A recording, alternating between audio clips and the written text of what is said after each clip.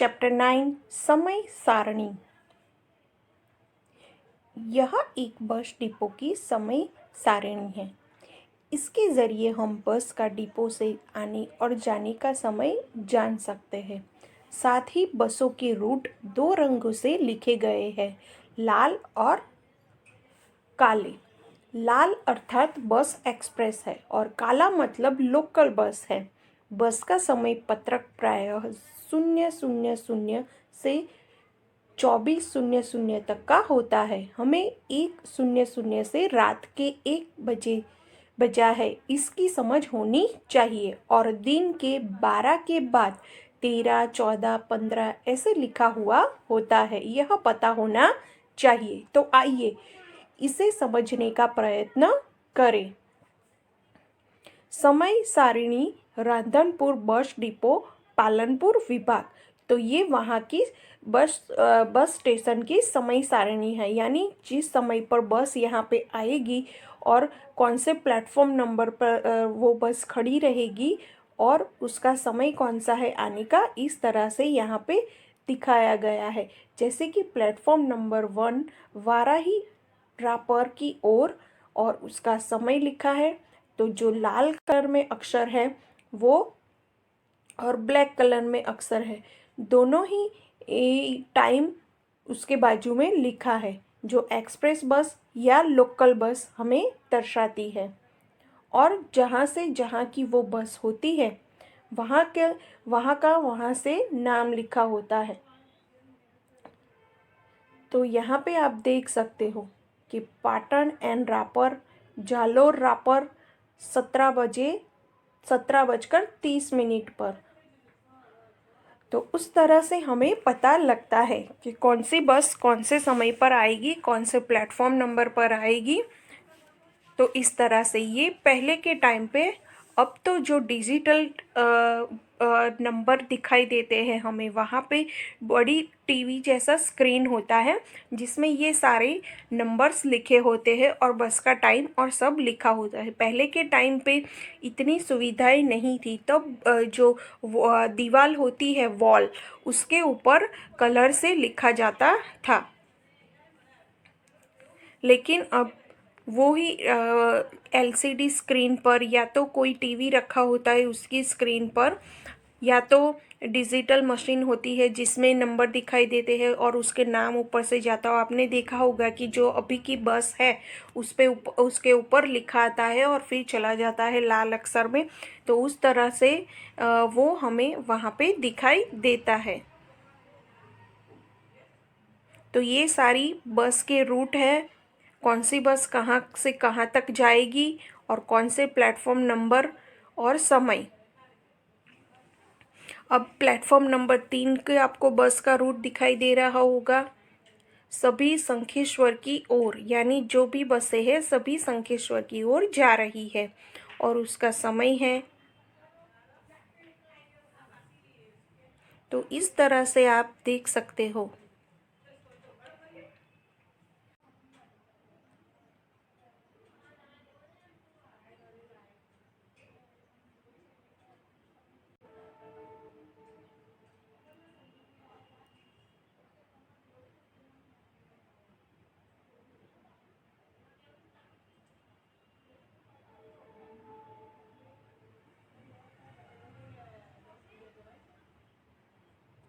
हर पूनम के लिए एक्स्ट्रा बस और समय। तो पूनम जब होती है तब एक्स्ट्रा बस होती है, जो हमारे तीर्थ स्थल होते हैं जैसे कि चोटीला, अंबाजी, बहुचरा जी, तो वहाँ की बस एक्स्ट्रा कर दी जाती है क्योंकि उस टाइम पब्लिक ज़्यादा होती है। तो काले रंग से लिखे रूट लोकल बस है और लाल रंग से लिखे हुए रूट एक्सप्रेस बस है। यह समय सारणी केवल छात्रों के अभ्यास हेतु है।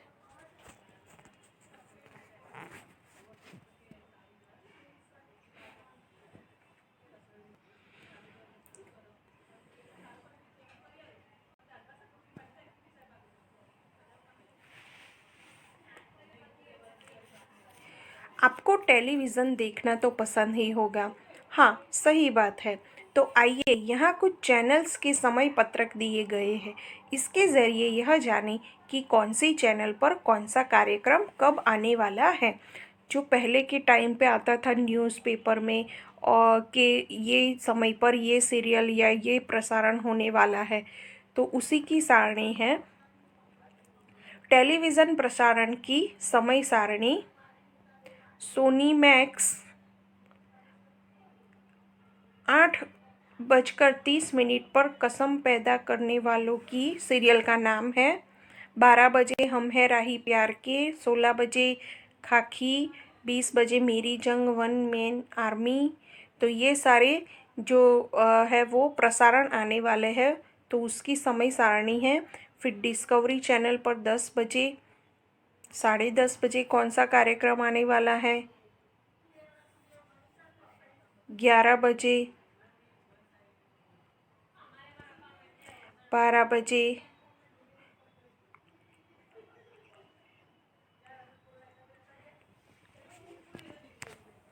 तो इस तरह से टेलीविज़न प्रसारण की समय सारणी होती है।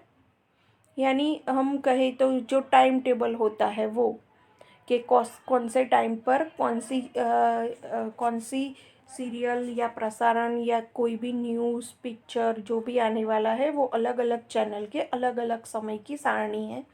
जैसे कि ये डिस्कवरी चैनल है,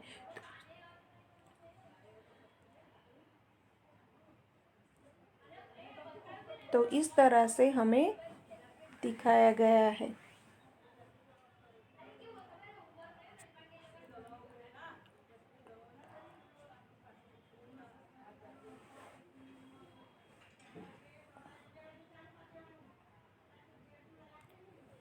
दूसरी channel I B for you music.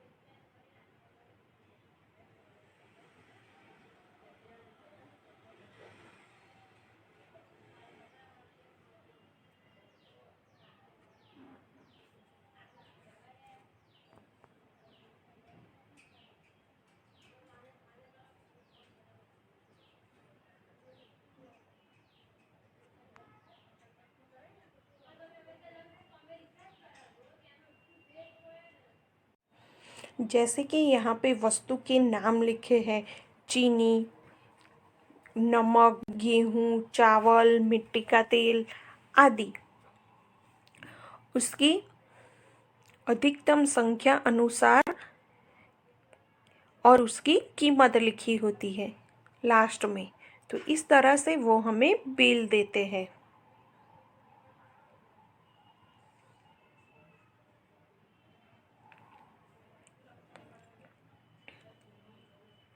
इकाई 9 समय सारणी।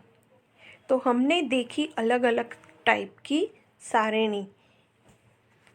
तो हमें आगे एक एक्टिविटी करनी है। जैसे कि हम सुबह उठने से लेकर रात को सोने तक कुछ न कुछ करते रहते हैं। आइए यहाँ हमारी दैनिक क्रियाओं की समय सारणी बनानी है। तो इन बातों को ध्यान में रखना ज़रूरी है। तो हम जब सुबह उठते हैं उस टाइम से लेकर हमें रात के सोने तक का टाइम टेबल बनाना है। जैसे कि उठते हैं, फिर कितने बजे स्नान करते हैं, कितने बजे आप भोजन करते हैं, कितने बजे आप स्कूल जाते हो, कितने बजे स्कूल से वापस आते हो, वापस आने के बाद आप कब खेलने जाते हो, और आके शाम को कितने बजे आप भोजन करते हो, और फिर कितने बजे सो जाते हो। तो इस तरह से आपको सुबह से लेके शाम तक की समय सारणी बनानी है। इसी प्रकार आपके परिवार के लोग भी कितने बजे कहाँ कहाँ जाते हैं इसके बारे में भी आपको समय सारणी बनानी है। आप रोज सुबह में जागने से लेकर सोने तक क्या क्या प्रवृत्ति करते हैं लिखिए। तो क्रम, फिर दूसरा कॉलम हम बनाएंगे समय और प्रवृत्ति। आपके परिवार के लोग कितने बजे कहाँ जाते हैं उसकी समय सारिणी बनाइए। तो उसी प्रकार आपको पहले फर्स्ट खाना क्रम बनाना है, सेकंड नाम लिखना है, उसका समय लिखना है और कहाँ कौन से स्थल पर जाते हैं वो लिखना है। तो इस तरह से आपको ये आप होटल में खाने के लिए तो गए ही होंगे। होटल वाले हमसे किस प्रकार ऑर्डर लेते हैं, ऑर्डर लेने से पहले वह हमें क्या देते हैं, इन सब बातों से क्या पता चलता है? नहीं। हाँ, तो जानिए होटल में कौन सी चीज़ किस भाव से मिलती है, कौन कौन सी चीज़ें मिलेगी, इसके लिए मेन्यू कार्ड होता है। मेन्यू कार्ड में विभाग अनुसार खाने की चीज़ों के नाम और भाव लिखे होते हैं। हम इसके ज़रिए अपनी मनपसंद चीज़ें ले सकते हैं और खा सकते हैं। आइए ऐसे ही एक होटल के मेन्यू कार्ड का अभ्यास करें। होटल बच्चा पार्टी मेन्यू, गुजराती थाली 65 रुपीस, गुजराती थाली फिक्स 45 रुपीस, पूरी शाक 35 रुपीस, श्रीखंड पूरी 40 रुपीस, सब्जी के संग संग रोटी 5 रुपीस, चपाती 4 रुपीस, नान 8 रुपीस, परोठा 7 रुपीस। आगे है सब्जी, फिर है राइस, कुछ चटपटा हो जाए तो आपने ये तो देखा ही होगा क्योंकि हर एक बच्चे को होटल में जाना खाना बहुत पसंद होता है। तो इस तरह से वहाँ वो हमें देते हैं। तो ये होटल के मेन्यू की जो सारणी है वो है, यानी उसका जो प्राइस और सब लिखा होता है जो हमें देते हैं उसमें वो।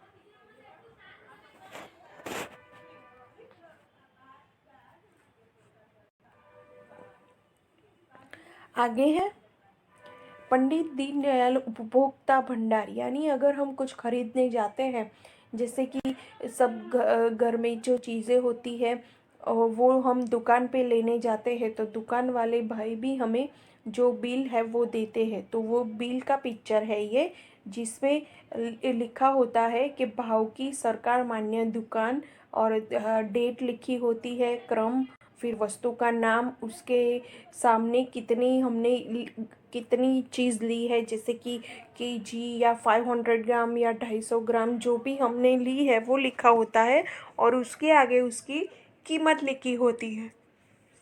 तो इस तरह से वो हमें बिल देते हैं। तो ये उसकी सारणी है। जो हम दुकान पे जाकर कुछ सामान खरीदते हैं तो उसका जो बिल हमें देते हैं वो है, जैसे कि यहाँ पे लिखा है कि चीनी, गेहूँ आदि हमने लिया, तो ये है समय सारणी।